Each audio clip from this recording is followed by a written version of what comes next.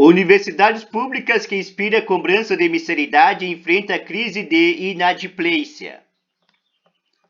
A universidade que inspirou o projeto de emenda à Constituição PEC que cria a cobrança de mensalidade no ensino superior público enfrenta uma crise de inadimplência. A Universidade de Taubaté, Unitaú, é municipal e financia a si própria com mensalidade sua principal fonte de receita. Os valores variam entre R$ 570 a R$ 7.000. Mas hoje, pelas suas próprias contas, a dívida de alunos e ex-alunos com pagamentos atrasados é de R$ 108 milhões. Esse valor representa 61% da sua receita prevista para 2022. A universidade tenta há anos recuperar esse dinheiro, foi inclusive alvo de uma comissão parlamentar de inquérito, CPI, por causa disso.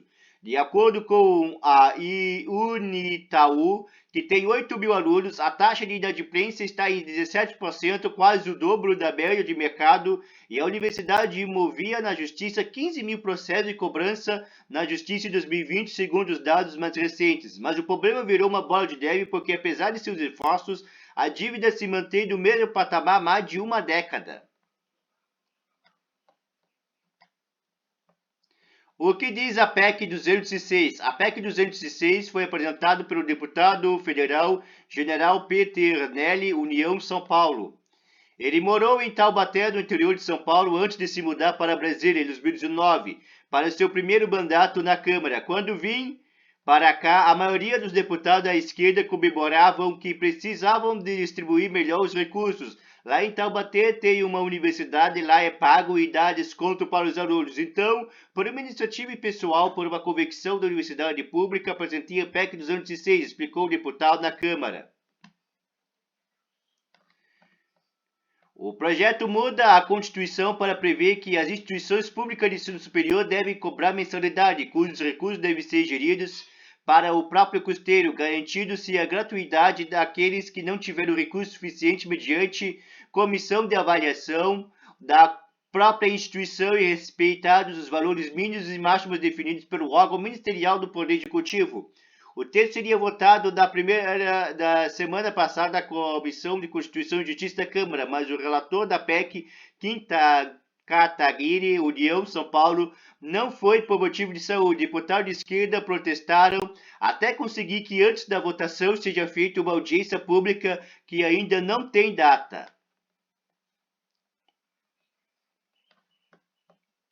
Eu peço à oposição, cadê a distribuição de renda que vocês tanto falam? Quem paga a universidade são os mais humildes com seus impostos. Nós temos uma oportunidade de dividir recursos e repasse para quem precisa e não quer nem ouvir a proposta, protestou Peterni contra a saraivada de críticas ao seu projeto. Quem pode pagar? Quem não pode? Quem não paga? Justificou o deputado. Inadimplência acima da média. A Unitaú tem uma taxa de inadimplência bem acima da média entre universidades privadas, que foi de 9,4% em 2021, segundo o CMESP, instituto que representa instituições particulares de ensino superior. A Unitaú não informou a BBC News Brasil quanto ex-alunos estão inadimplentes, mas sua prestação de contas anuais mais recente do Tribunal de Contas do Estado, TCE, de São Paulo, que fiscaliza suas finanças, apostou que tinha 15.000 ações de cobrança da Justiça em 2020. A universidade tem desde 2011 projeto de renegociação de dívida e diz que vem reduzindo a taxa de inadimplência. A instituição não disse, no entanto, em quanto ficou esse índice nos últimos anos. 2010 bateu em 40%, segundo informou a universidade e a CPI que investigou.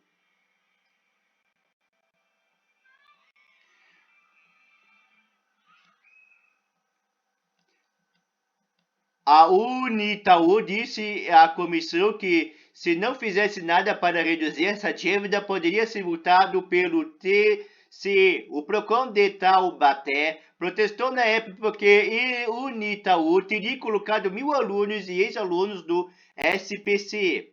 Para o órgão, isso seria ilegal, abusivo no caso de uma universidade. A Unitaú se defendeu, dizendo-se legítimo negativar o nome dos inadimplentes e argumentou que só fazer isso depois de tentar negociar bastante. Mas a CPI concordou com o PROCON e em seu relatório final exigiu que a Unitaú desse fim a essa prática. Mas a Unitaú diz que nunca recebeu uma ordem judicial para fazer isso.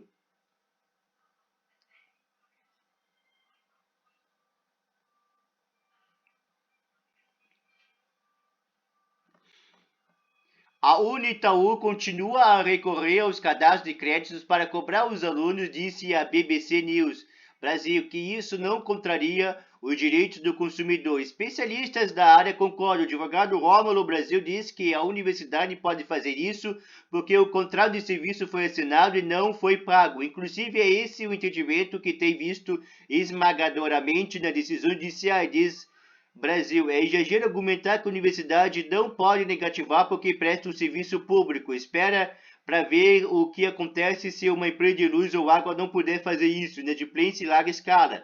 Luciano Godoy, professor de Direito da Fundação Getúlio Vargas, FGV, diz que a universidade precisa respeitar alguns limites. Não pode colocar restrições pedagógicas durante o ano letivo, não pode tirar alunos da sala de aula, não pode não deixar fazer provas, mas quando o ano letivo acabar, pode cobrar os atrasos na justiça e negativar sem problema. Dívida se mantém alta. Hoje em dia, nem mesmo o PROCON de Taubaté parece sustentar a mesma posição defendida na CPI. A coordenação Zuleika Monteiro Ribas informou à BBC News Brasil que recebeu no ano passado 2 queixas de alunos da Unitaú por terem ido ao SPC porque nenhum foi considerado abusivo pelo PROCON. Cada caso é um caso, diz Ribeiro. O problema atualmente parece ser outro. As pessoas nos procuram para ajudar a fazer um acordo. A universidade faz propostas, mas às vezes a dívida é muito antiga e os valores são muito altos que o aluno nem responde, afirma Ribeiro. No Reclame Aqui, site onde consumidores cobram explicações de empresas sobre seus produtos e serviços, há muitas postagens sobre como a cobrança de juros supostamente abusivos na visão dos alunos fizeram suas dívidas aumentar rápido. A Unitaú diz que os juros são determinados por um conselho divulgados publicamente. Atualmente, a taxa básica de juros do Brasil, Selic, está em 12,75%. Dado recente mostra que o Brasil só perde para a Rússia em juros reais. Na prática, o aluno paga bem mais do que isso, porque o Unitaú cobra 1% de juros ao mês, mais a correção pela inflação que disparou nos últimos 2 anos.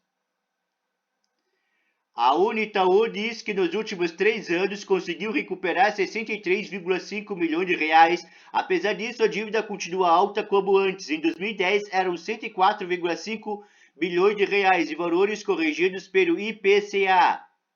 52 bilhões de reais à época, pouco menos do que os 108 milhões de reais atuais.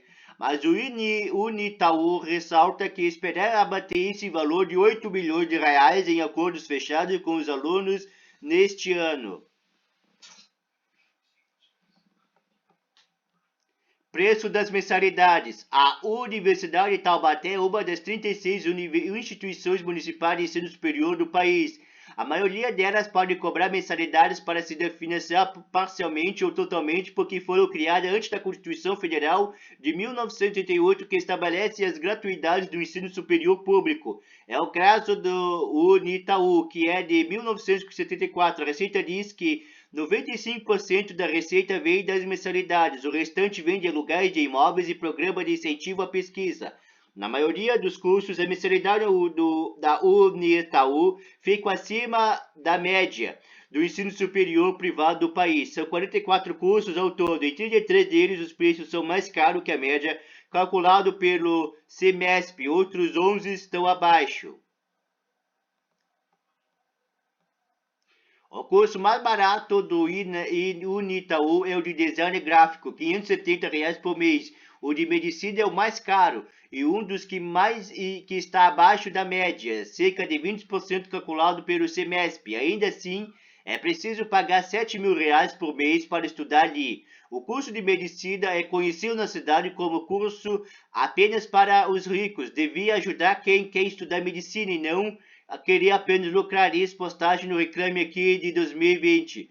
A Unitaú responde que não tem fim lucrativo e que há 2 anos não reajusta as mensalidades em respeito aos seus alunos que integram parcela da população brasileira que sofreu os efeitos econômicos da pandemia, quando a inadimplência aumentou e a receita da universidade decaiu, segundo o CEMESP. Também diz que oferece descontos e bolsas em torno de 82% dos alunos matriculados na Unitaú, conta com algum tipo de bolsa estudantil ou incentivo financeiro, afirmou em nota BBC News Brasil.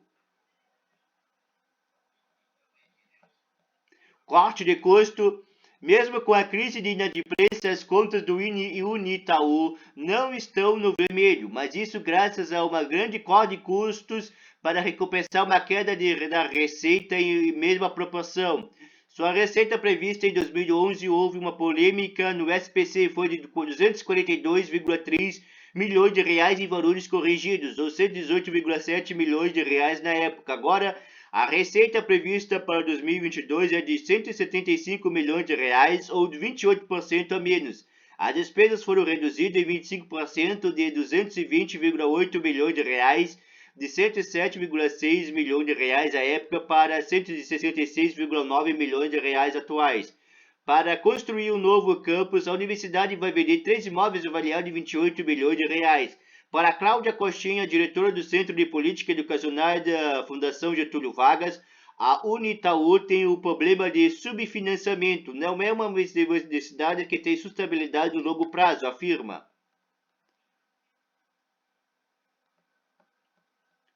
Costin diz que, com base em sua experiência no setor público, não é difícil imaginar que universidades públicas tiverem outras fontes de renda e governos recorram a esse argumento para reduzir as verbas que repassam a elas, o que poderia causar problemas semelhantes aos enfrentados pela Unitaú. A economista diz ainda que agora não é melhor momento para discutir essa mudança por causa da crise provocada na educação pela pandemia, mas avalia que a cobrança pode voltar a se discutir no futuro. Só não acha, ao contrário do general Peternelli, criador do PEC das mensalidades, que a Unitaú é um bom exemplo para quando chegar a hora desse debate. O Brasil vai ter que discutir com isso, mas não tem um modelo acabado em que podemos nos esperar de Costins. Procurada pela BBC News Brasil, Peternelli não respondeu até a publicação dessa reportagem.